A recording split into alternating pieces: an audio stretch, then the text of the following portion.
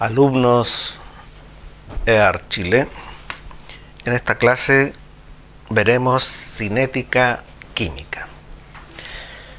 La termodinámica, recordamos, es aquella disciplina que estudiaba los cambios energéticos involucrados en una reacción química.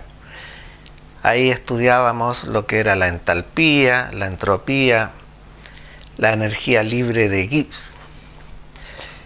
Era muy importante porque al saber los cambios de energía de una reacción nos permite calcular el costo que tendrá esa reacción química. Sin embargo, no nos dice nada sobre cuán rápida es, si es una reacción lenta o es una reacción veloz.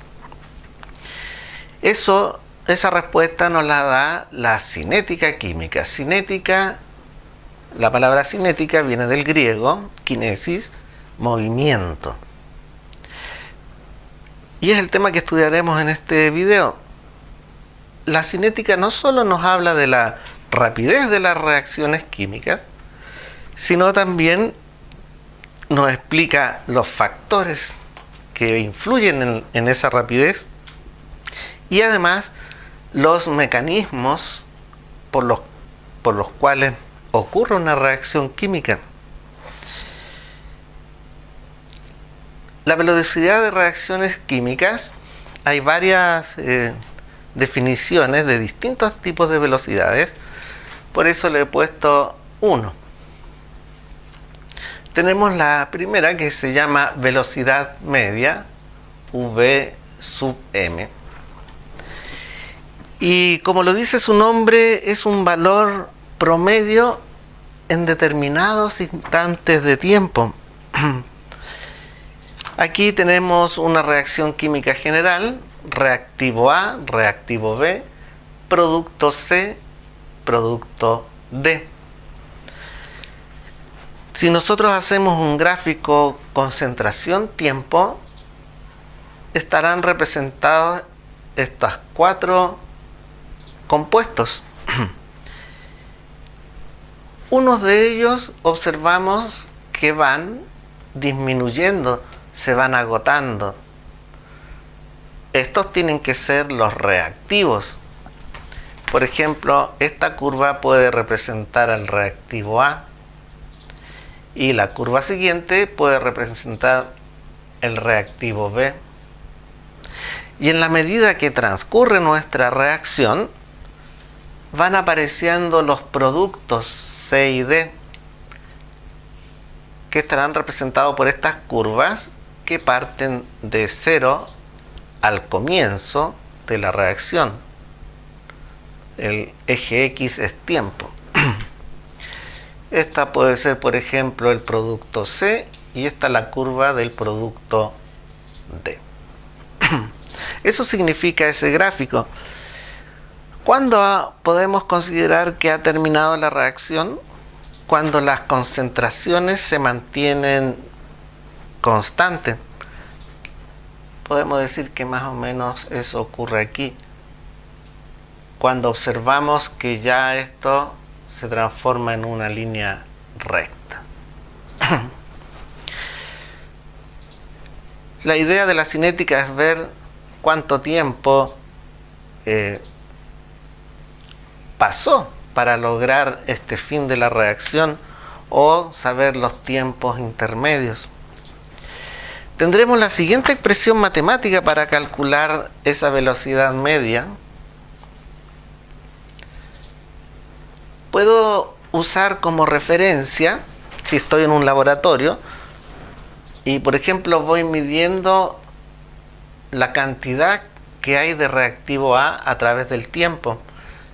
Así voy determinando cada punto de la curva. Es un trabajo laborioso. Si ocupo el reactivo A, la expresión para calcular la velocidad media será 1 partido en A, el coeficiente estequiométrico, por la variación de la concentración del reactivo A Variación, recuerden, es en este caso concentración final de A menos concentración de A inicial. En cierto tiempo, variación de tiempo. Antepondremos un signo negativo con el fin de decir que ese reactivo se va agotando. Si quiero escribir, imaginemos que en el laboratorio yo no medí la concentración de A en el tiempo, sino que medí la concentración de B. ¿Cómo sería la expresión en términos de B? Imaginemos que no medimos la concentración de B, sino la concentración de C. ¿Cómo sería la expresión matemática en términos de C? ¿Y cómo sería la expresión matemática de la velocidad media en términos de D? Detenga el video. Lo que haremos aquí es hacer algo análogo, menos 1 partido en B por la variación de la concentración del reactivo B partido en la variación de tiempo. Aquí va a ser positivo porque los productos van apareciendo. Variación de la concentración de C partido por variación del tiempo, 1 partido en D por la variación de la concentración del producto D partido por la variación de tiempo. Como verán, para determinar la velocidad media, nosotros necesitamos datos experimentales. Datos experimentales.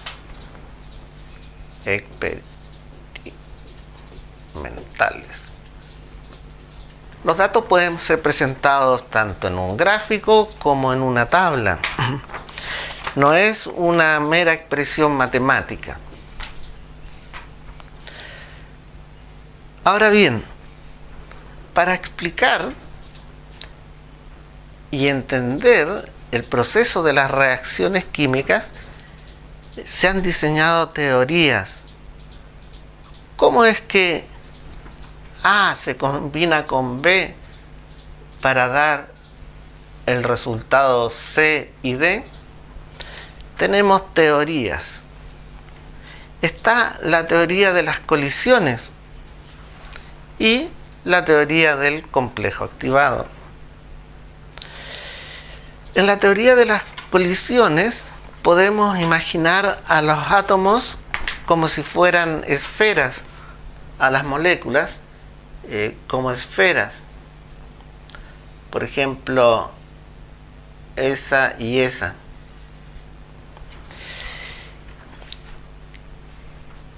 Para que se transformen en un nuevo producto, supongamos ese, se requiere que el choque sea eficaz. Eso significa que tiene que tener estas moléculas energía suficiente de choque. Si van muy despacio, no tienen la fuerza necesaria para chocar. Y si van muy rápidos, tampoco. Tiene que tener la energía suficiente. Y supongamos que si la tienen y chocan unas contra otras. Ahora, ese choque a veces no es un choque que sirva para el propósito de formar el nuevo producto. A veces el choque ocurre, todo esto recuerden que es azaroso. Esto es algo estadístico.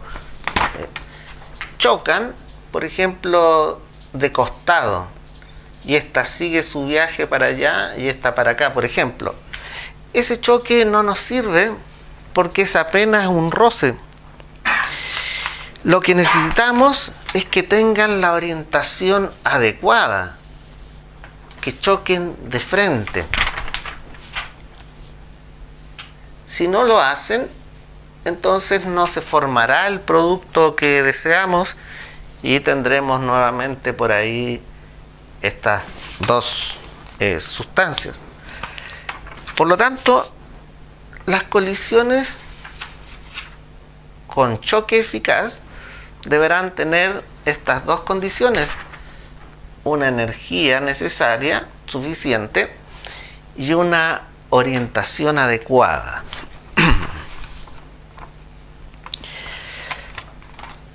Vamos a ver la segunda teoría que nos ayuda a comprender el proceso en que reactivos se transforman en productos.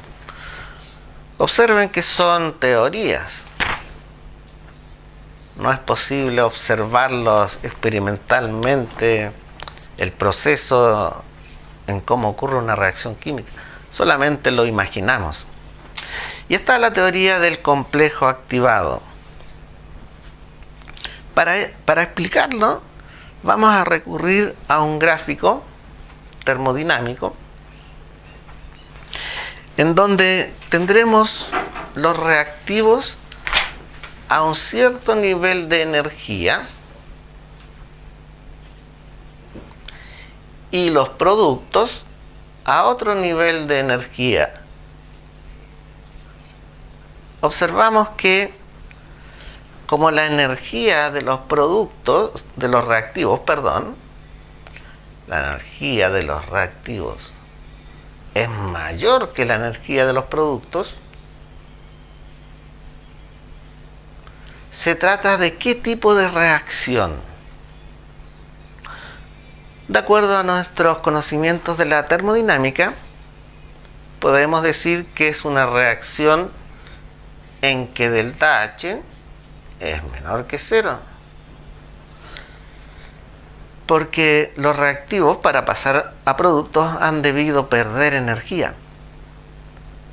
Por lo tanto, estamos en el caso de una reacción exotérmica.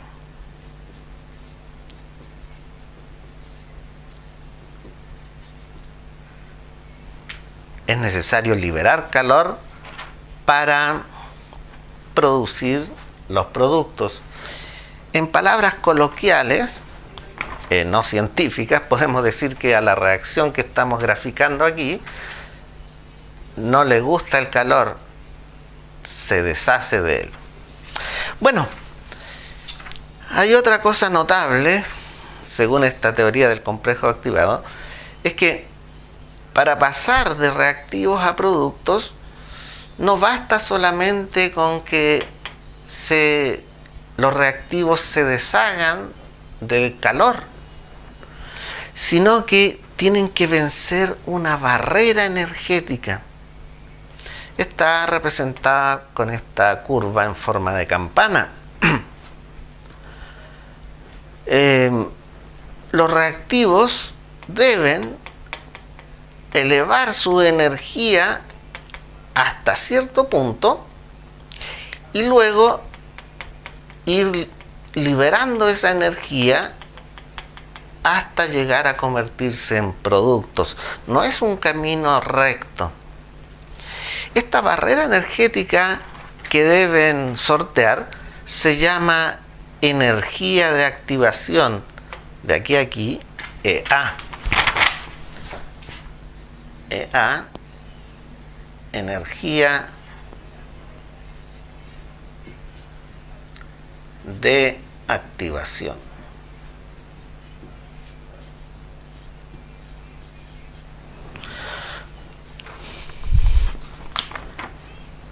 Según los científicos, en el punto más alto de esta barrera energética se forma un compuesto intermedio, uno que no aparece en nuestra ecuación química. Llamémosle C asterisco. Aparece un compuesto cuya vida media es muy breve y que no es observable porque no estaba al principio y después no está al final.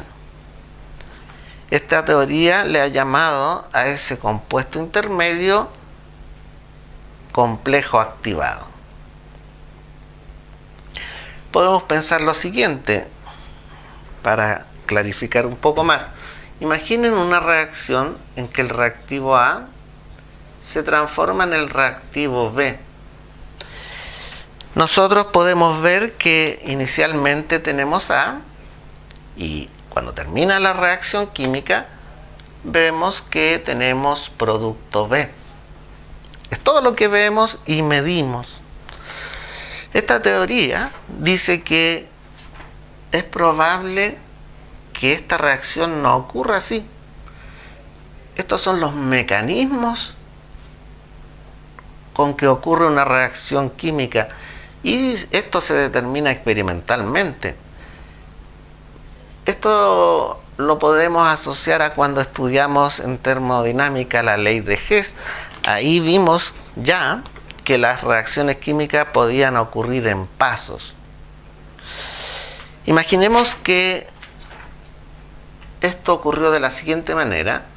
A primero se transformó en un compuesto C.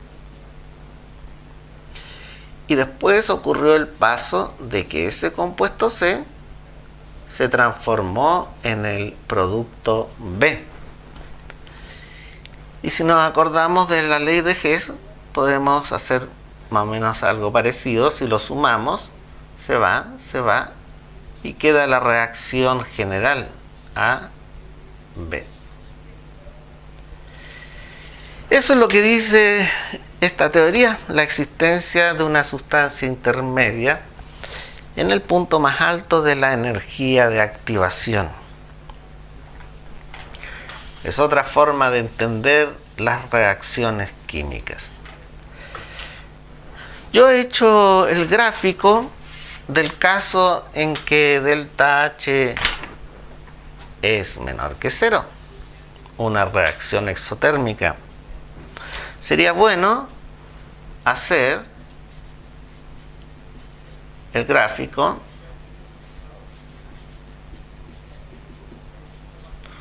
cuando delta H es mayor que 0, reacción endotérmica.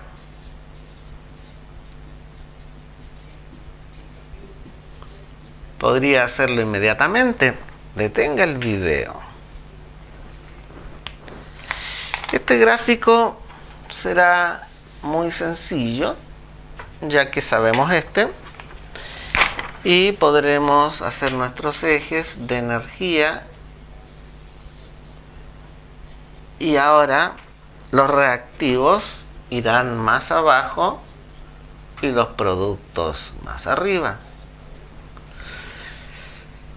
¿Por qué? Porque al ser endotérmica, los reactivos absorben energía y por lo tanto los productos quedan con un estado energético mayor.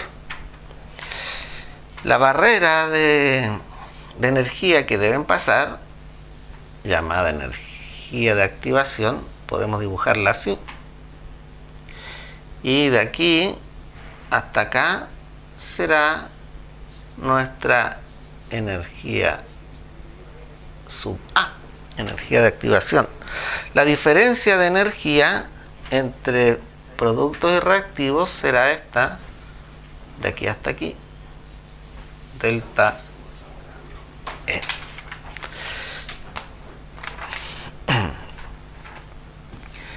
Ahora vamos a ver velocidad de reacciones químicas 2. Tenemos otro tipo de velocidad, no debemos confundirlas. A esta forma de calcular la velocidad se llama ecuación de velocidad, a diferencia de esta. Y también para determinarla se requieren datos experimentales, hacer experimentos. Y las expresiones de velocidad serán de este tipo. K por la concentración de un reactivo elevado a un exponente por la concentración de otro reactivo elevado a otro exponente, etcétera, dependiendo de cuántos reactivos hayan. K es una constante, un número, llamada constante de velocidad. Y a los exponentes se les denomina orden de la reacción.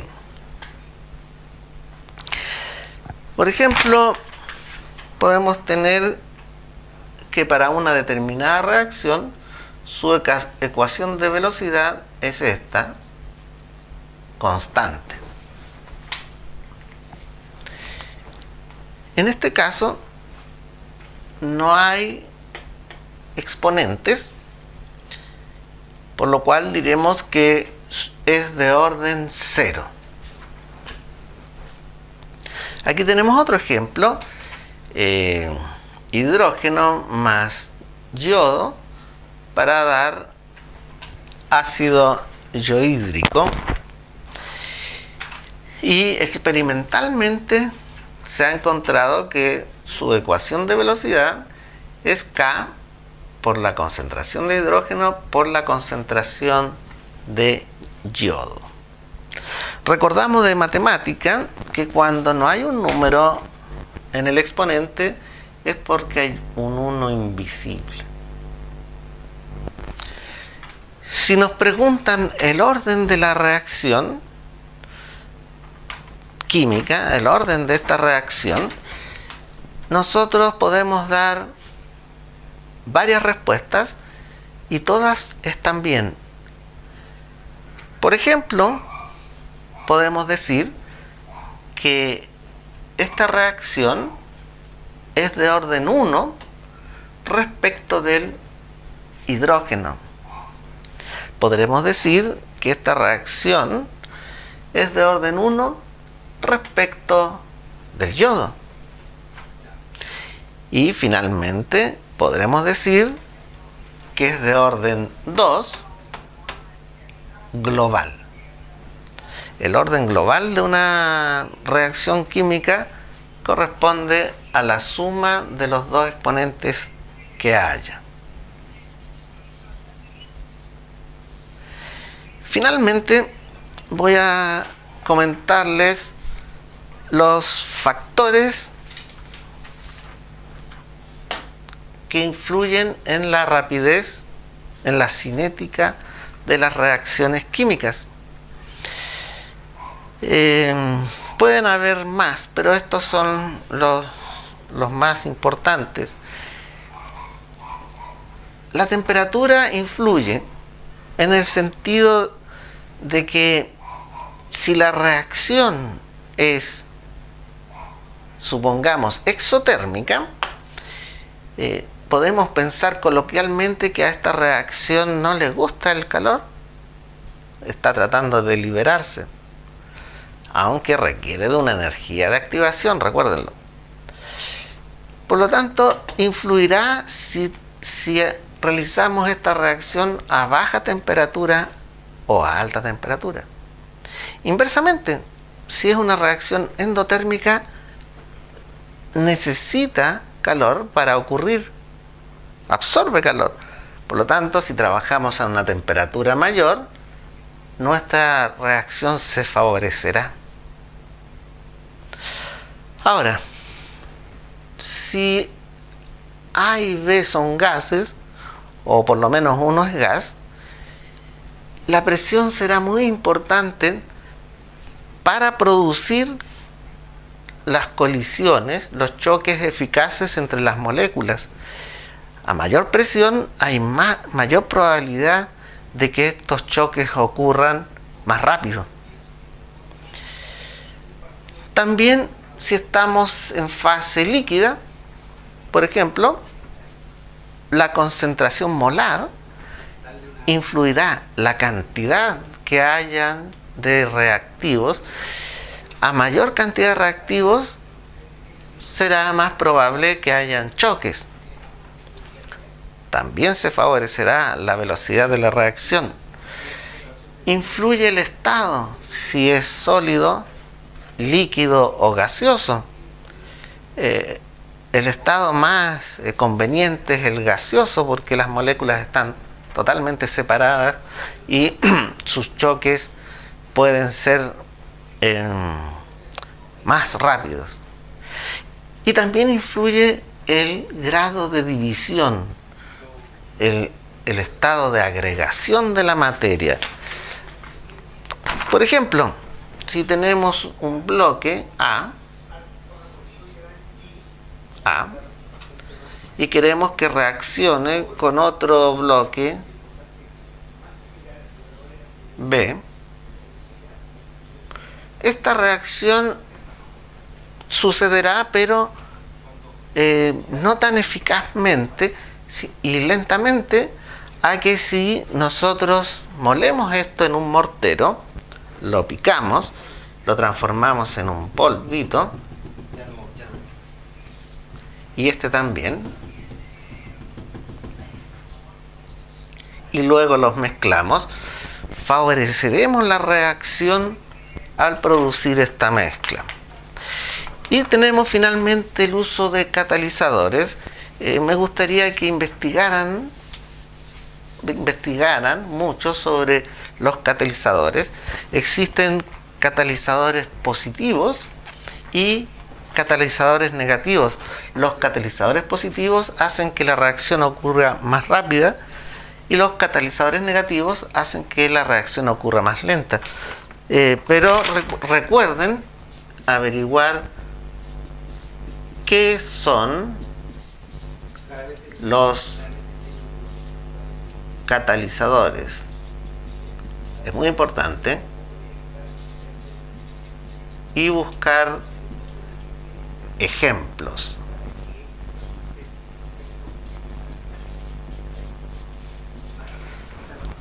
Bueno, mis alumnos les he anexado, como siempre, videos y material complementario para que estudien la cinética química.